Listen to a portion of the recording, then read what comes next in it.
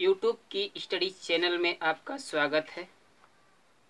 यदि अभी तक आपने हमारे चैनल को सब्सक्राइब नहीं किया है तो आप सब्सक्राइब कर लें ताकि आने वाली हर एक वीडियो का नोटिफिकेशन आपको सबसे पहले प्राप्त हो। आज हम आपको विज्ञान अध्याय कक्षा 10वीं की विज्ञान के बारे में पढ़ाएंगे। उसमें रासायनिक समीकरण को कैसे लिखा जाता है और कैसे संतुलित किया जाता है, यह आज हम आपको इस वीडियो में बताएंगे। और आप आइए हमारे साथ समीकरण को संतुलित करना सीखिए, उसके साथ मज़े करिए। ये एक बोझ नहीं है। बहुत लोगों को बोझ लगता है कि रासायनिक समीकरण को संतुलित कैसे किया जाए, तो ये बहुत ही आसान टॉपिक होता है जिसके बारे में आज हम आपको समझाएंगे। तो चलिए, पहला है 5 नंबर प्रश्न का कि निम्न कथनों को रासायनिक समीकरण के रूप में परिवर्तित कर उन्हें संतुलित कीजिए। ये हम एनसीईआरटी बुक से आपको पढ़ाने जा रहे हैं। तो इसमें पहला है कि नाइट्रोजन हाइड्रोजन गैस के संयोग से अमोनिया बनता है। क्या कह रहा है कि नाइट्रोजन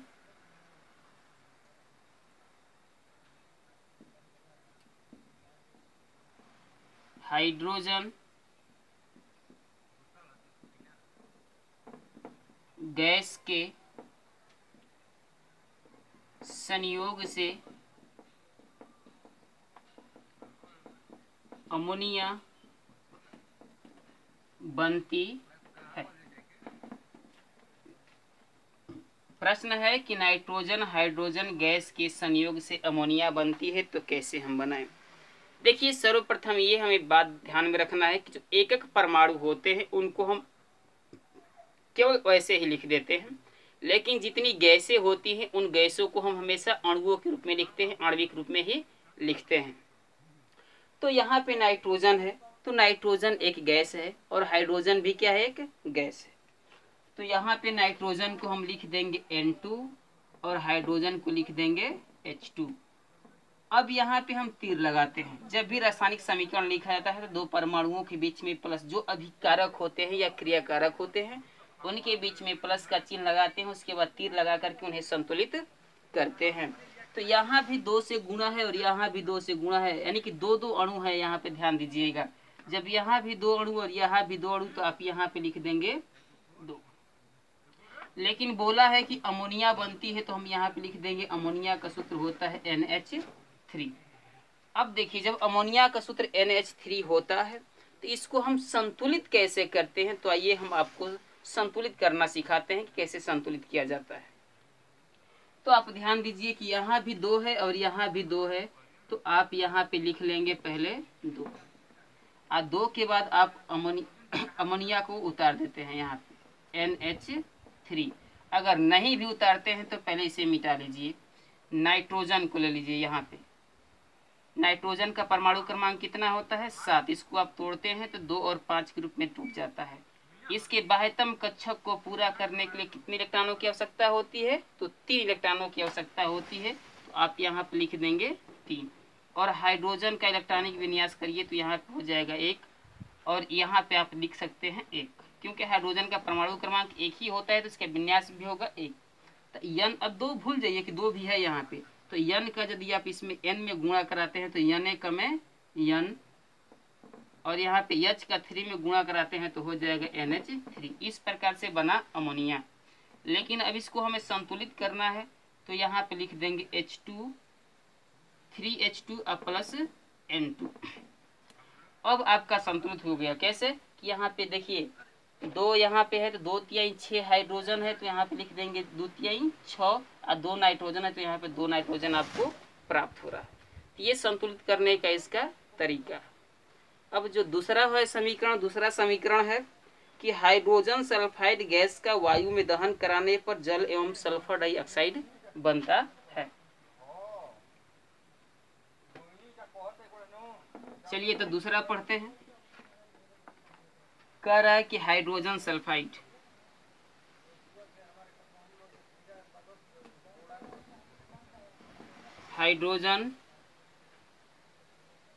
सल्फाइड गैस का वायु में दहन होने पर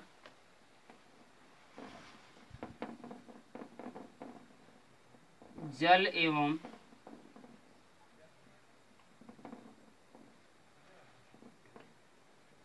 सल्फर डाइऑक्साइड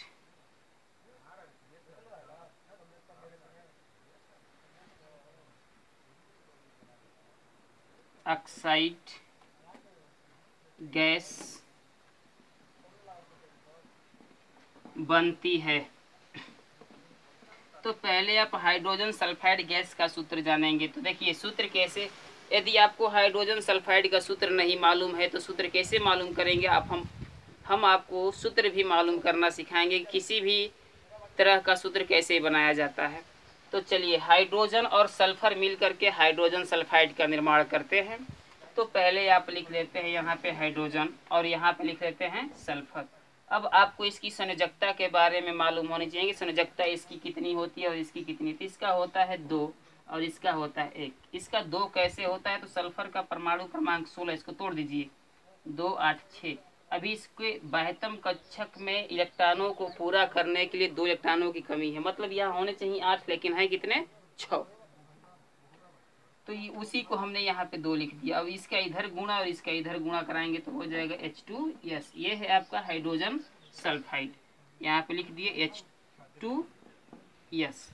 और ऑक्सीजन में दहन कराएंगे O2 के साथ, तो यहाँ पे अब क्या बन रहा है, जल और सल्फर डाइऑक्साइड। तो जल का यहाँ पे हो जाएगा H2O और सल्फर डाइऑक्साइड का होता है SO2। अब इसको संतुलित करते हैं, तो दोनों तरफ परमाणुओं को गिन लीजिए। तो दोनों तरफ परमाणुओं की संख्या क्या है, भिन्न है। यहाँ पे हाइड्रोजन 2 है तो यहाँ भी हाइड्रोजन 2 है, यहाँ ऑक्सीजन 2 है तो यहाँ पे 1 और 2 3 है। अब देखिए यहाँ पे यदि आप 2 से गुणा कराते हैं तो ये तो 4 हो जाएगा, लेकिन इधर है 3। तो इधर ऑक्सीजन को 4 करिए, यहाँ पे हो जाएगा 2 दूनी के 4। लेकिन हाइड्रोजन कितना हो जा रहा है, अधिक हो रहा है। तो आप हाइड्रोजन के लिए यहाँ पे 2 से गुणा कराते हैं, तो यहाँ पे तो हाइड्रोजन 4 लेकिन सल्फर अब 2 हो जा रहा है। अब दिक्कत हो रही है ना, तो दिक्कत होगा, इसलिए आप इसको, इस दिक्कत को दूर करने के लिए क्या करेंगे, तो अब आप इस दिक्कत को दूर करने के लिए यहाँ पे 3 से गुणा कराएंगे और यहाँ पे 2 से गुणा करा देंगे। तो देखिए आपके सारे दिक्कत दूर हो गए, यानी कि H2S। अब देख सकते हैं कि दोनों तरफ हाइड्रोजन परमाणुओं की संख्या, ऑक्सीजन परमाणुओं की संख्या और सल्फर परमाणुओं की संख्या क्या हो गई, समान हो जाती है। तो इस प्रकार से हम इस समीकरण को क्या करेंगे, संतुलित कर पाएंगे। लेकिन इसी लाइन में नहीं करेंगे, अब इसको हम दूसरी लाइन में संतुलित करते हैं। तो अब लिखेंगे यहाँ पे 2H2S प्लस 3O2, तीर लगाकर यहाँ पे लिखेंगे 2H2O अब प्लस 2SO2। ये है आपका समीकरण को संतुलित करने का तरीका।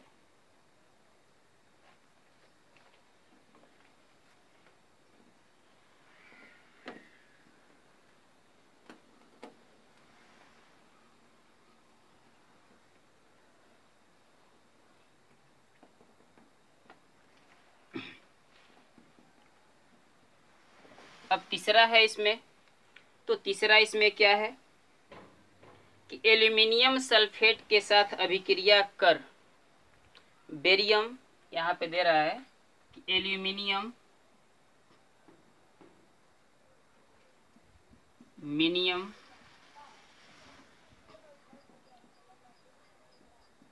सल्फेट के साथ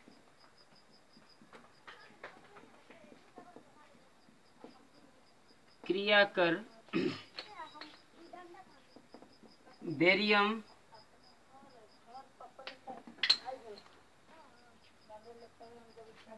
क्लोराइड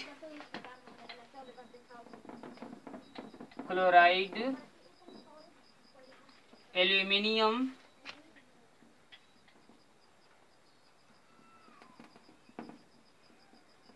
क्लोराइड और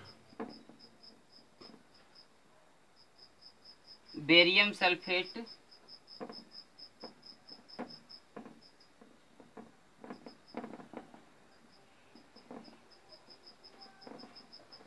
बनाता है।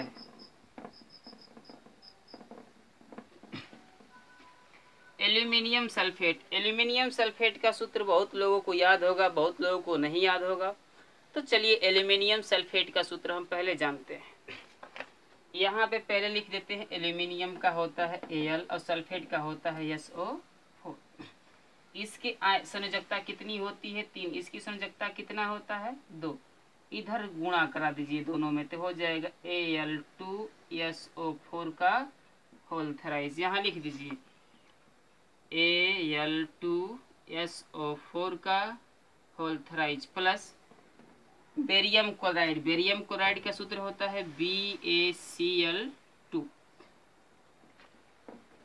अब यहाँ पर देखिए, तो अब बेरियम क्लोराइड का सूत्र कैसे प्राप्त हुआ? तो यहाँ पे बेरियम का Ba होता है और क्लोराइड का Cl होता है, क्लोरीन का। तो इसकी संयोजकता कितनी होती है? 2। इसका परमाणु क्रमांक बेरियम का होता है 56, क्लोरीन का होता है 17। इसके 2 इलेक्ट्रॉन अधिक है, इसके 1 इलेक्ट्रॉन कम है।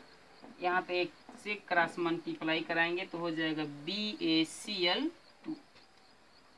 अब बनता क्या है यहाँ पर? तो यहाँ पे बन रहा है एल्यूमिनियम क्लोराइड और barium sulphate. Aluminium chloride AlCl3 और बेरियम सल्फेट का होता है BaSO4। अब यहाँ पे देखिए, एल्यूमिनियम कितना है? 2। इधर कितना है? 1। तो यहाँ पे लिखेंगे 2AlCl3। अब इधर सल्फेट की संख्या कितनी है? 3। तो यहाँ पे आप 3 से गुणा, 3BaSO4। अब यहाँ पे बेरियम कितना है? तो 3 है। तो यहाँ भी क्या करेंगे हम? 3BaCl2 लिख देंगे। अब उसके बाद एल्यूमिनियम Al2SO4 का होल थराइज। अब देखिए दोनों पक्षों में क्या है कि सभी परमाणुओं की संख्या समान है, अतः यह समीकरण संतुलित रूप में पाया गया। यहाँ पे इसको हम बोलते हैं संतुलित रासायनिक समीकरण।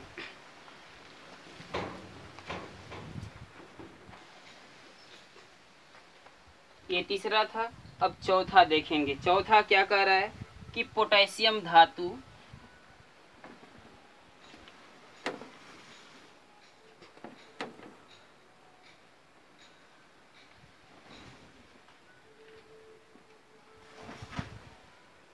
पोटेशियम धातु जल के साथ अभिक्रिया करके, जल के साथ अभिक्रिया करके पोटेशियम हाइड्रोक्साइड एवं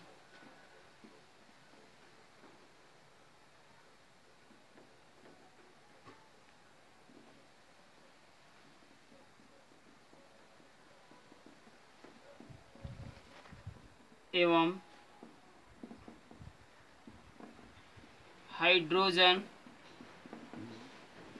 गैस देती है। पोटेशियम धातु पर लिख लेते हैं, होता है K। जल के साथ H2O अभिक्रिया करता है तो बनाता है KOH और प्लस H2। तो ध्यान देने वाली बात यह है कि हम इसको कैसे संतुलित करते हैं। तो चलिए इसको संतुलित किया जाए। दोनों तरफ पहले परमाणुओं की गणना कीजिए। इधर 1 और 2 3 3 1 4। इधर कितना है? 1 2 3 और 3 2 5। मतलब उधर क्या अधिक है? तो इधर हाइड्रोजन अधिक दिख रहा है, इधर कम दिख रहा है। तो अब हम क्या करते हैं यहाँ पर कि हाइड्रोजन को अधिक करते हैं, मतलब यहीं से करेंगे। तो यहाँ पे हो जाएगा H2O टू H2O। तो यहाँ पे हो जाएगा KOH प्लस H2। इधर हाइड्रोजनों की संख्या 4, इधर हाइड्रोजन संख्या 3। तो 4 करने के लिए यहाँ 2 से गुणा कराएंगे।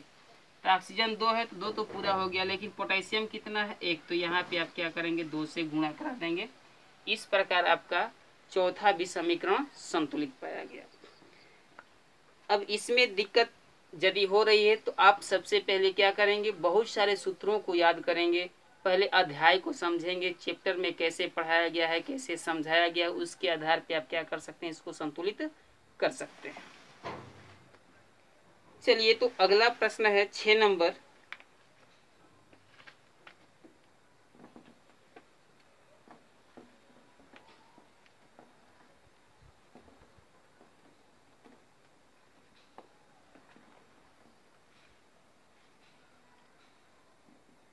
रासायनिक समीकरण को संतुलित कीजिए। पहला समीकरण क्या है, तो पहला समीकरण है HNO3 प्लस CaOH का होल ट्वाइस। यहाँ तीर लगेगा तो बनेगा कैल्शियम नाइट्रेट CaNO3 का होल ट्वाइस प्लस H2O जल। अब इस समीकरण को कैसे संतुलित किया जाए, तो अब देखिए यहाँ पे अब दोनों तरफ आप परमाणुओं को गिनेंगे, इधर कार्बन 1 कैल्शियम 1 है, इधर भी कैल्शियम 1 है, इधर नाइट्रेटों की संख्या कितनी है 2, इधर नाइट्रेटों की संख्या कितनी है 1, तो आप यहाँ पे पहले 2 लिख करके और इसको बराबर कर लेंगे, और फिर यहाँ पे CaOH का होल ट्वाइस को नोट कर देंगे। अब यहाँ पे हो जाएगा CaNO3 का होल ट्वाइस प्लस H2O। अब गिन लीजिए, इधर हाइड्रोजन 2 और 2 4, तो यहाँ भी आप 2 से गुणा करा करके और इस समीकरण को संतुलित कर लेंगे। अब देखेंगे कि क्या दोनों तरफ परमाणुओं की संख्या समान हो गई, तो हाँ, अब देखने से लग रहा है कि इधर दोनों पक्षों में परमाणुओं की संख्या समान पाई गई है। यहाँ 2 से गुणा कराया गया है और यहाँ 2 से गुणा करा करके और दोनों तरफ गिना गया है कि क्या परमाणुओं की संख्या समान है कि असमान है। तो अब दिख रहा है कि दोनों तरफ परमाणुओं की संख्या समान है। अब दूसरा समीकरण है NaOH प्लस H2SO4। तीर लगा करके यहाँ पे बनाएंगे,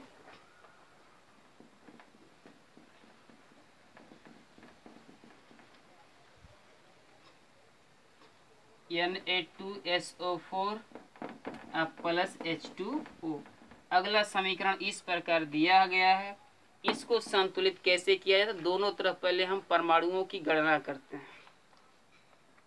इधर देखिए सोडियम 1 है, इधर सोडियम 2 है, तो आप क्या करेंगे, पहले इधर 2 से गुणा करा करके इसको बराबर कर लेंगे, कर लिए। अब इधर सल्फेट की संख्या 1 है तो इधर भी 1 ही है, SO4 इधर 1 है तो इधर भी 1 है। इधर हाइड्रोजनों की संख्या कितनी है 2, तो इधर हाइड्रोजन 2 और 2 4, लेकिन अब ऑक्सीजन कितने हो गए 2, तो आप यहाँ पे क्या करेंगे, लिख लेंगे 2H2O आप प्लस Na2SO4 और यहाँ से तीर लगा करके गणना कर लीजिए कि क्या दोनों तरफ परमाणुओं की संख्या समान हो गई। तो हाँ, देखने से यह पता चल रहा है कि दोनों तरफ जितने भी परमाणु लिए गए हैं या अणु लिए गए हैं उनकी संख्या क्या हो गई है, बराबर। और जब दोनों पक्षों में LHS और RHS बराबर हो जाते हैं तो समीकरण भी क्या हो जाता है, संतुलित हो जाता है, समीकरण भी संतुलित पाया जाता है। तो ये संतुलित रासायनिक समीकरण, जो नीचे वाला है वो संतुलित है, जो ऊपर वाला है इसका प्रश्न है। तीसरा है कि NaCl प्लस AgNO3। तीसरा नंबर है कि NaCl प्लस AgNO3।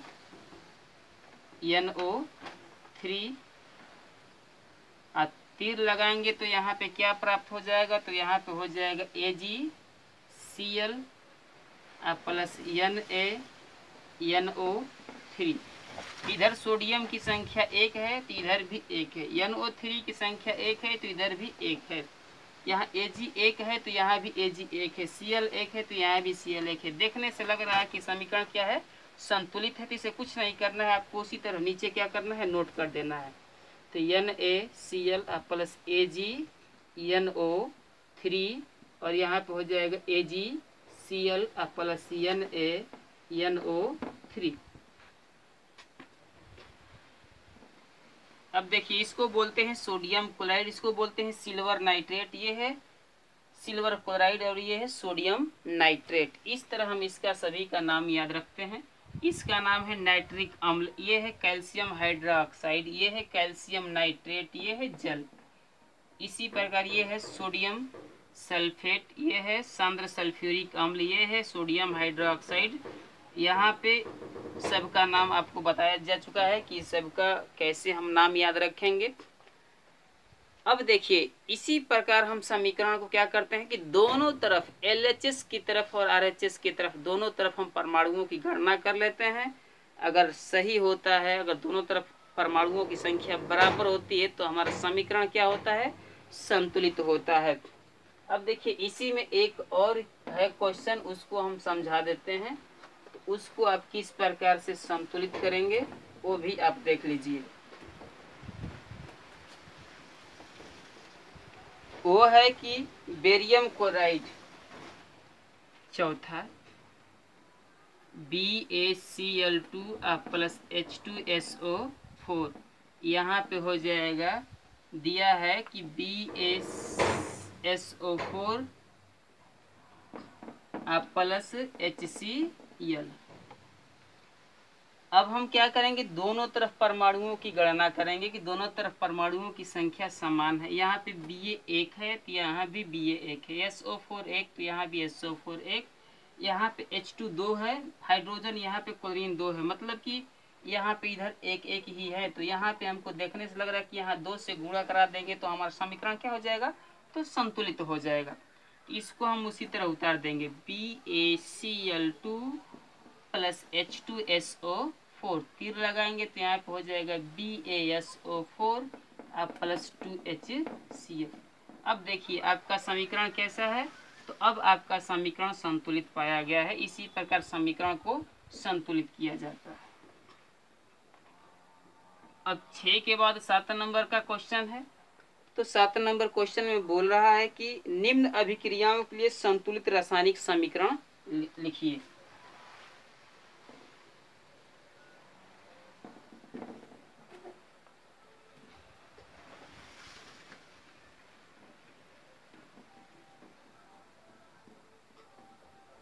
निम्न अभिक्रियाओं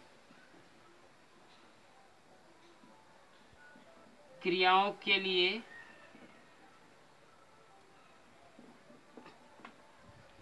संतुलित रासायनिक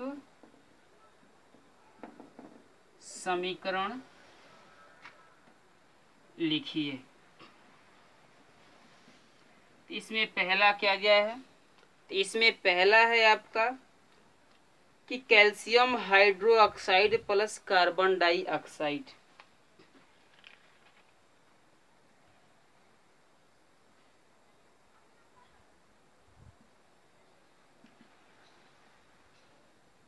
कैल्शियम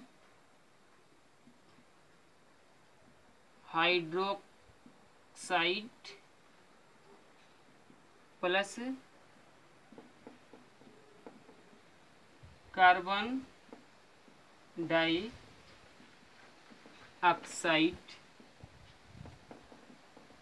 तीर लगाएंगे तो यहाँ पे हमें क्या प्राप्त होगा, तो यहाँ पे दिया है कैल्शियम कार्बोनेट प्लस जल। यहाँ पे दिया है कैल्शियम कार्बोनेट प्लस जल। तो पहले हम इस सूत्र के अनुसार, इसका समीकरण के अनुसार हम क्या करेंगे कि इसके प्रतीक के रूप में हम सूत्र लिखेंगे। उसके बाद हम उसको देखेंगे कि संतुलित है। अगर संतुलित नहीं होगा तो हम उसे संतुलित करेंगे। कैल्शियम हाइड्रोक्साइड का सूत्र होता है CaOH का whole twice plus carbon dioxide का होता है CO2।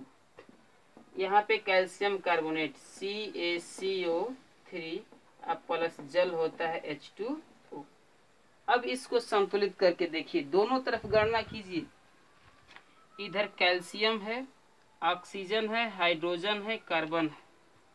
कैल्शियम 1, ऑक्सीजन 2 और 2 4, हाइड्रोजन 2, तो यहाँ पे हो जाएगा 2, कार्बनों की संख्या 1, तो 3 4 7 1 8 गिनिए, 1 और 4 5, 5 1 6 और 6 2 8। इधर तो ठीक है, इधर गिन लेते हैं।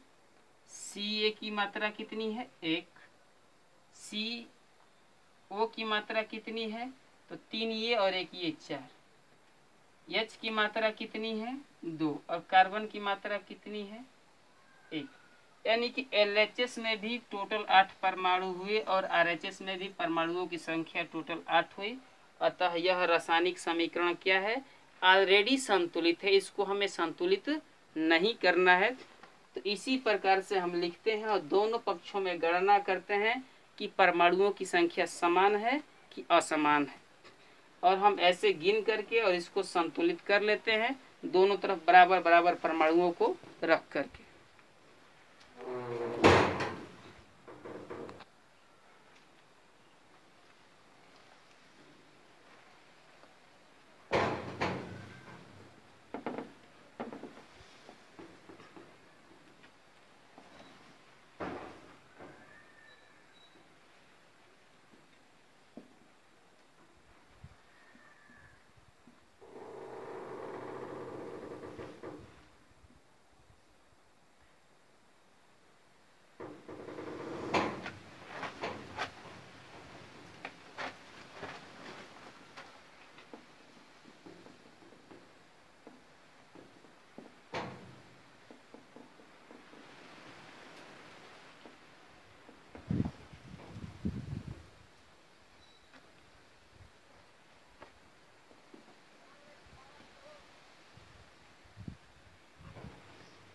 देखिए, इसमें दूसरा किस टाइप का दिया है, तो दूसरा दिया है कि जिंक प्लस सिल्वर नाइट्रेट, इससे क्या बनाया है, जिंक नाइट्रेट प्लस सिल्वर।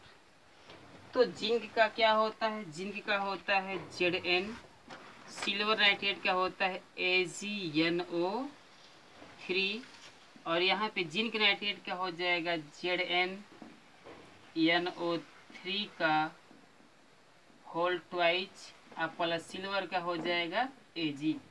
अब दोनों तरफ पहले इसको लिख लीजिए, जिंक Zn की मात्रा 1, Ag इधर कितना है 1, NO3 कितना है 1, ये है जिंक नाइट्रेट, यानी सबका ये सूत्र दिया गया है यहाँ पे।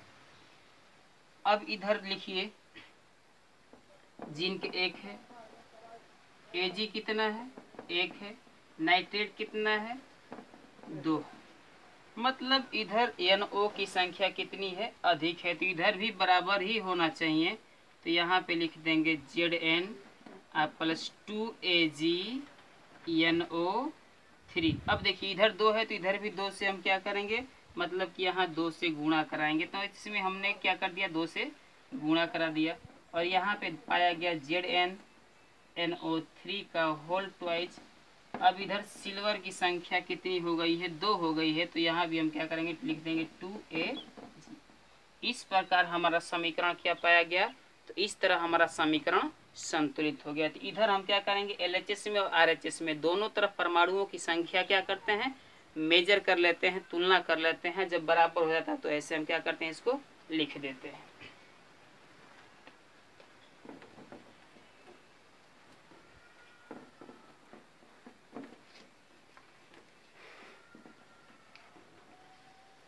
अगला नंबर है एल्यूमिनियम प्लस कॉपर क्लोराइड।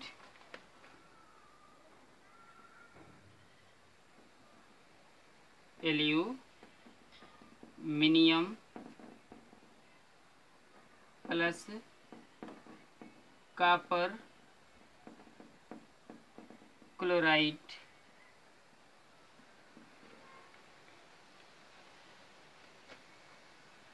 इसके बाद इधर उत्पाद में क्या बना है, इधर उत्पाद में बना है एल्यूमिनियम क्लोराइड प्लस कॉपर।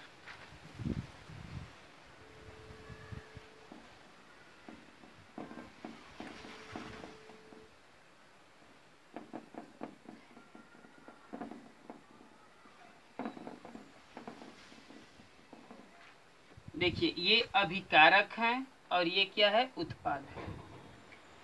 अब यहाँ पे एल्यूमिनियम का होता है Al और कॉपर क्लोराइड का होता है CuCl2 और यहाँ पे हो जाएगा एल्यूमिनियम क्लोराइड का AlCl3 और कॉपर का हो जाएगा Cu।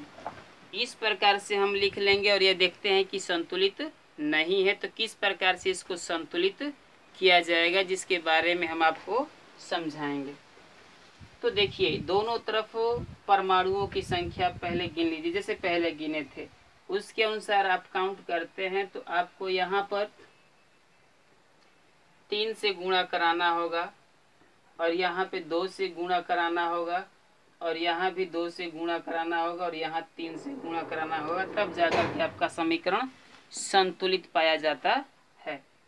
तो इस तरह आपका समीकरण क्या हो जाएगा, संतुलित हो जाएगा। अब आप गिन सकते हैं कि 2 aluminium 2 aluminium 3 copper 3 copper 2 6 chlorine, तो यहाँ पे 3 दूना के 6 क्लोरीन। तो इस प्रकार से इसको ये है अभिकारक और ये है उत्पाद, यानी कि जब समीकरण को संतुलित करते हैं तो देखते हैं ये कि अभिक्रिया में भाग लेने वाले अभिकारक या क्रियाकारक और उत्पाद में दोनों तरफ परमाणुओं की संख्या बराबर है कि नहीं है। तो इस प्रकार से आपका परमाणुओं की संख्या बराबर पाई जाती है तो समीकरण संतुलित है, अगर बराबर नहीं होता है तो समीकरण संतुलित नहीं है। इसमें एक और है चौथा नंबर कि barium chloride plus potassium sulphate.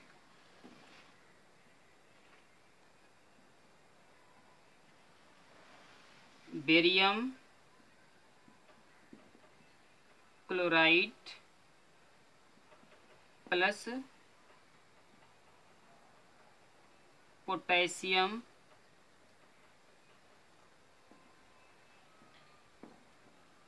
Sulphate, यहाँ पे बनेगा आपका बेरियम सल्फेट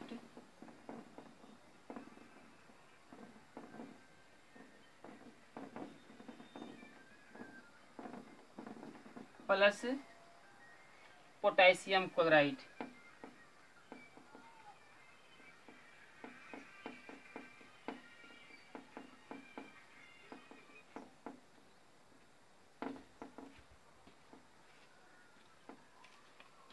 इस प्रकार से हम क्या करेंगे, इसको बनाएंगे। तो देखिए बेरियम क्लोराइड का सूत्र होता है BaCl2, पोटेशियम सल्फेट का होता है K2SO4, बेरियम सल्फेट का BaSO4 और पोटेशियम क्लोराइड का KCl। अब यहाँ पे लिख लीजिए बेरियम का Ba कितना है 1, क्लोरीन कितना है 2, पोटेशियम कितना है 2, सल्फेट कितना है तो 1। इधर काउंट करिए Ba कितना है 1, सल्फेट कितना है तो 1, पोटेशियम कितना है 1, क्लोरीन कितना है 1। यानी कि इधर क्लोरीन और पोटेशियम ही क्या है, 2 है, बाकी सब ठीक है, लेकिन पोटेशियम क्लोरीन की संख्या में क्या है, कमी है या तो वृद्धि है।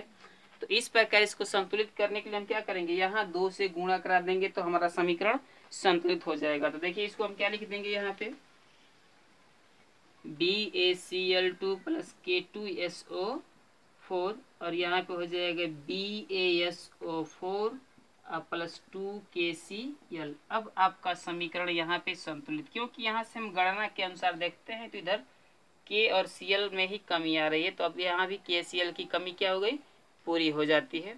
तो इस प्रकार हम क्या करते हैं, समीकरण को संतुलित करते हैं।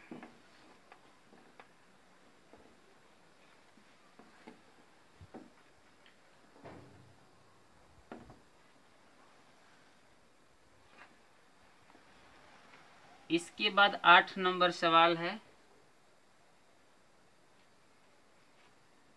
कि निम्न अभिक्रियाओं के लिए संतुलित रासायनिक समीकरण लिखिए तथा अभिक्रिया का प्रकार भी बताइए।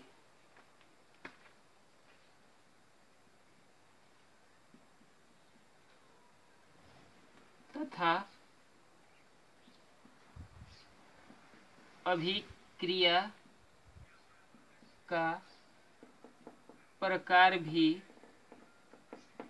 बताइए।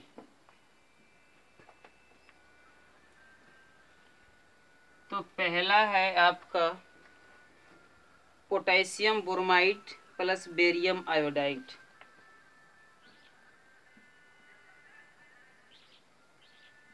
पोटेशियम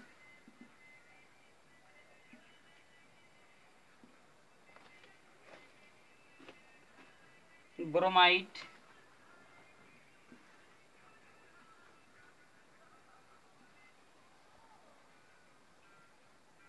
प्लस बेरियम आयोडाइड तीर लगाएंगे और उसके बाद क्या दिया है कि बेरियम ब्रोमाइड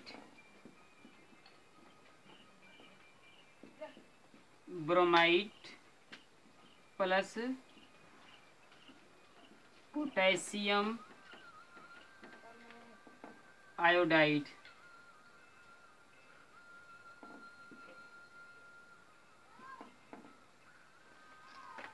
इसमें हमें समीकरण को संतुलित भी करना है और इसमें समीकरण का हमें प्रकार भी बनाना है, बताना है कि किस प्रकार का यह समीकरण है।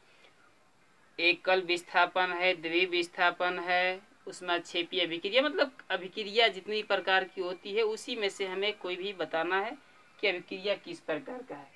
तो पोटेशियम ब्रोमाइड का होता है KBr प्लस बेरियम आयोडाइड का हो जाएगा BaI2। यहाँ पे बेरियम ब्रोमाइड का होगा BaBr2 और प्लस पोटेशियम आयोडाइड का हो जाएगा Ki।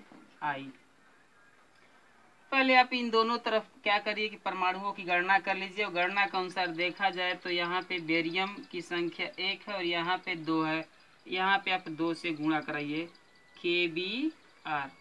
जैसे हम बताया ना कि ऐसे लिख करके और 1 2 3 ऐसे इधर भी लिख करके 1 2 3 की मेजर तुलना कर लेंगे तो आपको आसानी से मालूम चल जाएगा। और यहाँ पे हो जाएगा BaI2 और उसी प्रकार से आप क्या करेंगे, इसको संतुलित कर सकते हैं। तो BaBr2 प्लस 2KaI। अब यहाँ पे यह किस प्रकार का अभिक्रिया है, तो यह अभिक्रिया द्विविस्थापन अभिक्रिया है। इसको बोलते हैं द्विविस्थापन अभिक्रिया। ये अभिक्रिया द्विविस्थापन अभिक्रिया कहलाती है। इस प्रकार से हम क्या करते हैं, इसको लिख लेते हैं। अगला है जिंक कार्बोनेट, दूसरा है जिंक कार्बोनेट। यहाँ से क्या बनेगा, zinc oxide, zinc oxide plus carbon dioxide. इसको अब हम क्या करेंगे, संतुलित करेंगे। किस प्रकार से होगा,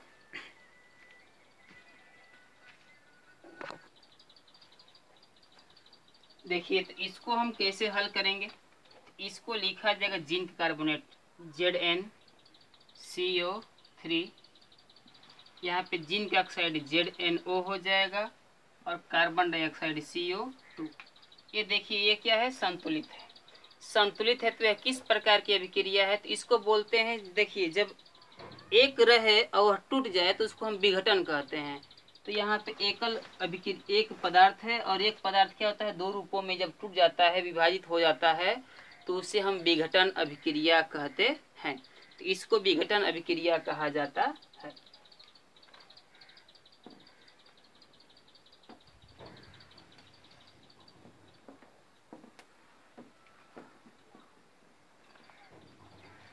अगला है हाइड्रोजन प्लस क्लोरीन,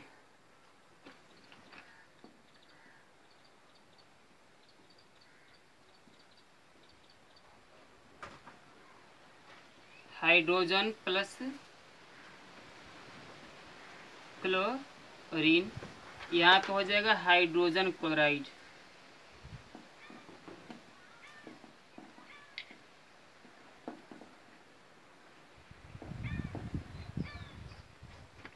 अब इसके बाद चौथा है इसमें आपका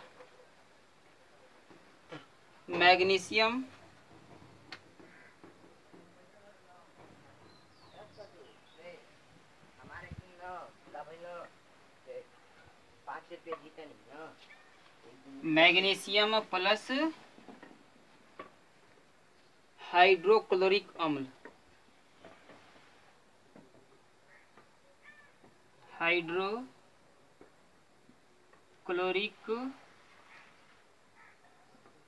अम्ल, यहाँ पे होगा मैग्नीशियम क्लोराइड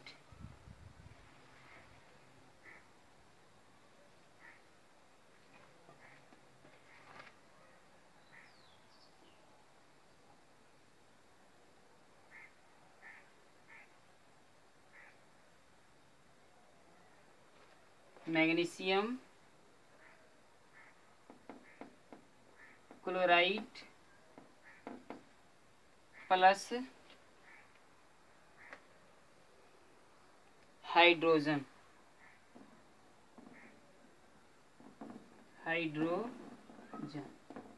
गैस। अब देखिए हाइड्रोजन H2 प्लस क्लोरीन क्या हो जाएगा Cl2, और यहाँ पे हाइड्रोजन HCl। ये संतुलित नहीं है क्योंकि इधर 2 है, इधर भी 2 है, इधर भी 2 होने चाहिए। तो यहाँ पे लिखेंगे H2 प्लस Cl2 और यहाँ पे हो जाएगा 2HCl। अब देखिए टूटा हुआ है, अभी ये जुट रहा है, तो इसको बोलेंगे हम संयोजन अभिक्रिया। इसको संयोजन अभिक्रिया कहते हैं।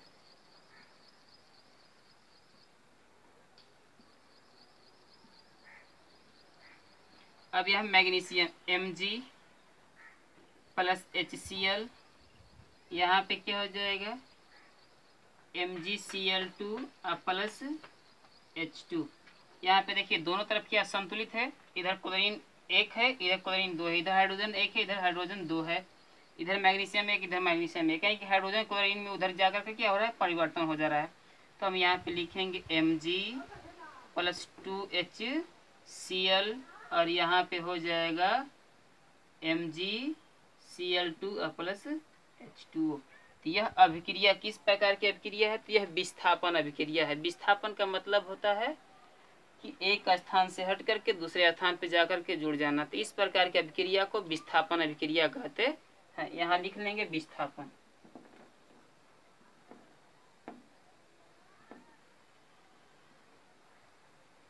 इस प्रकार अब इस अभिक्रिया सारी प्रकार की अभिक्रियाएं समाप्त हो गई। अब आपको हमारे कमेंट बॉक्स में बताना है कि आपको हमारा वीडियो कैसा लगा और किस प्रकार हम समझाए हैं, ये भी आपको क्या करना है, लिखना है। धन्यवाद।